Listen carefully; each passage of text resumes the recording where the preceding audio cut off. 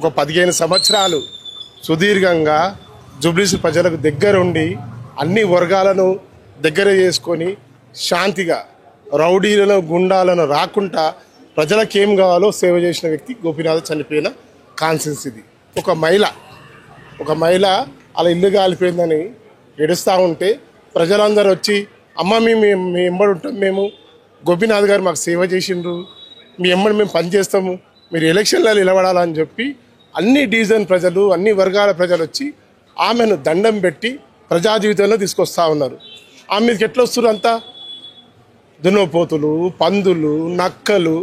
ఓడన ఐదేసి పార్టీలో మారిన టికెట్ ఇస్తారా? ఇదేనా సంప్రదాయము? 120 సంవత్సరాల కాంగ్రెస్ పార్టీలో 420 గాడు ముఖ్యమంత్రి. అసలు నాలెడ్జ్ లేనివాడు కాంగ్రెస్ పార్టీలో వస్తూ ఉన్నారు. కాంగ్రెస్ పార్టీ జెండా పట్టిన వాళ్ళు లేరా? ఉన్నారు కదా. ఈ ప్రత్యేకమైన ఫ్లాగ్ అందిస్తారా? ఇక్కడ ఇల్లు కాలిపోయి ఉంది. ఇక్కడ జనరల్గా ఆయన పెద్ద మనసు అంటాడు కదా, 1 కోటి మంది నేను కోటేశ్వరులను చేస్తా, మహిళలను బాగా చూస్తా, బతుకమ్మ చీరలు ఇయ్యా, తులం బంగారం ఇయ్యా అనే ఓ ముఖ్యమంత్రి నీ కాంగ్రెస్ కార్యకర్తలు లేరా? నువ్వు మంచోనివి అయితే ఆమెకు వదిలేసాయి. నువ్వు నామినేషన్ వేయకు, అన్ని పార్టీలు ఆల్ పార్టీలను పెట్టి నిలబెట్టి మాట్లాడు. అది నీ పెద్దతనం అంటారు.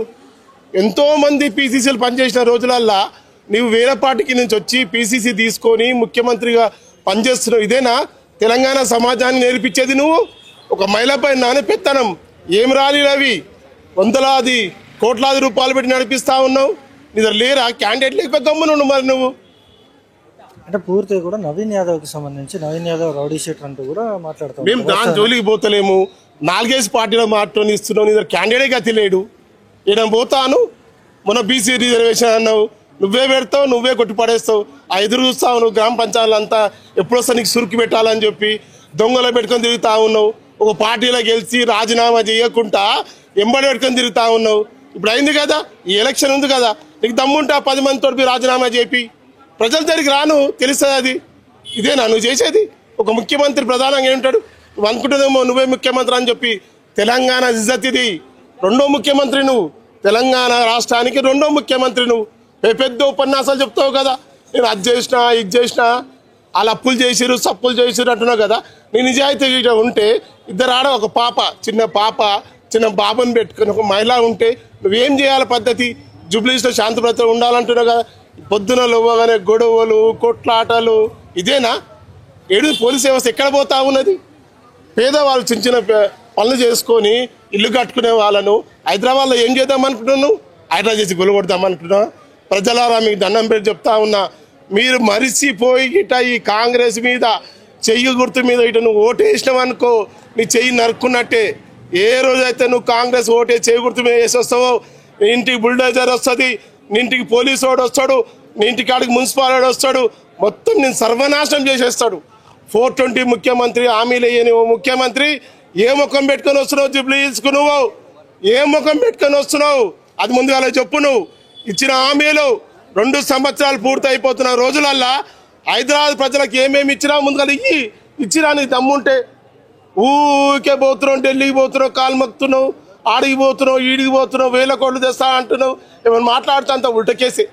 ఏమంటే పొద్దున్నలోగానే మేము చిన్నప్పుడు హనుమంతుని తల్లి జై శ్రీరామ్ జై తలుస్తుంటే పొద్దున్న లేవగానే కేసీఆర్ తలవంది రోజే లేదు. ఆయనకు కేసీఆర్ తలవంది రోజే లేదు. నువ్వు పో ఊర్లో పండిపో. ఇక్కడికి వస్తున్నావు కదా, అదే ఊర్లో పండిపో. నీకు 2 చెప్తా ఉన్నావు ముఖ్యమంత్రి. మా ఇజ్జత్కి సవాల్. తెలంగాణ అనేది ఒక బ్రాండ్. తెలంగాణ అనేది భారతదేశంలో ఎక్కడ చూసినా కానీ డెవలప్మెంట్. ఇది విశ్వనగరం. అనేక మంది కులాలు, మతాలు, అనేకమైన ప్రాంతాల నుంచి వచ్చి ఉండేవాళ్ళు. ఈ ప్రశాంతమైన ఎలక్షన్ కొనసాగించాలా. నువ్వు పోలీసులను పెట్టుకొని బందోబస్తు పెట్టుకొని నేను అది చేస్తా ఇది చేస్తా అంటే నేను అడవదిడా. ఇక్కడ సైలెన్స్ ఉంటుంది. ఇక సైలెన్స్ ఉంటుంది. ఓన్లీ 12 వరకే ఉంటుంది. అంతా 2-3 గంటల ఓటు అయిపోతుంది. నీకు అసలు అర్థమే కాదు. నువ్వు మధ్యలోకి వచ్చిన మనిషి నీకేం తెలుసు? నువ్వు ముఖ్యమంత్రి వచ్చి తిరుగుతున్నావు కదా. నువ్వు 2 సంవత్సరాలు అయింది. హైదరాబాద్ అంతా తిరిగినావా? తిరిగి తెలుసుకో. ఆయన చనిపోయిన రోజులు అయితే ఇప్పుడు వచ్చినావా? ఈ ప్రాంతంలో ఏమేమి కావాలని అడిగినావా? ఏం లేదు. ఇదంతా తెలుసుకో ముఖ్యమంత్రి. తెలుసుకో, తెలివి తెచ్చుకో, మంచిగా చూడు. మా ఇజ్జత్ దియకు. తెలంగాణ పేరు ఇది. తెలంగాణ రాష్ట్రం ఇది. ఏదో ఆ పాతకాలం కాదు. ఆ రాష్ట్రం ఈ రాష్ట్రం కాదు. తెలంగాణ రాష్ట్రం ఈడ పోరాటం ఉంటుంది. ఎప్పుడు పడితే అప్పుడు నడవదీడ. ఎలక్షన్ వస్తుంది కదా, అప్పుడు నువ్వు చూసుకుంటావు. ఎలక్షన్ తర్వాత నువ్వు పోతావా? జడ్పీటీ ఎంపీ పోవా తెలుసుకో ముందుగాల. దయచేసి చెప్తున్నా అమ్మా, మీరు వీడియో చూసిన వాళ్ళందరికీ చేసే దండం పెడుతున్నా. ఇక్కడ వాళ్ళ భర్త చనిపోయి ఉన్నారు, ఇక్కడ పదవి గురించి ఆమె వస్తలేదు, ప్రజల సేవ చేయాలని అనేకమైన సంఘాలు, అనేకమైన కాలనీలు, ఈ జూబ్లీస్ ప్రజలందరూ పోయి ఆమెను రిక్వెస్ట్ చేసి ఆమె రాజకీయాలకు వస్తుంది. కాబట్టి మీ పవిత్రమైన ఓట్ని ఎవడొచ్చినా కానీ మీరు ఒక్కటే చెప్పండి. అక్కడ మాగంటి గోపిన వాళ్ళ భార్య నిలబడ్డది. ఈ ప్రశాంతం కావాలంటే, ప్రశాంతంగా ఉండాలి, మీ జూబ్లీస్ ఉండాలంటే, కబ్జాలు కావద్దంటే రౌడీలు గుండాలకు ఓట్లు వేయకురమ్మా, మీకు దండం పెడుతున్నా. రౌడీ గుండాలకు ఓటేకరి. దయచేసి ఒక మహిళ వస్తుంది ఈరోజు, ఇప్పుడిప్పుడే మహిళలు వస్తారు కాబట్టి ఆకాశంలో సగం ఆనాడు శివుడు పార్వతికి అర్ధభాగం అన్నాడు కదా, ఆమె భర్త చనిపోయింది కాబట్టి ఓటేసి మీ మహిళలను గెలుచుకుంటారు. మహిళకు ఓటేసి మహిళలు గెలుస్తారా? లేదనుకో రౌడీలో గుండాలేసి ఈ జూబ్లీస్ అంతా మరి కబ్జాలు చేసుకుంటారా? మీ కాలనీలో వదిలేస్తా ఉన్నా.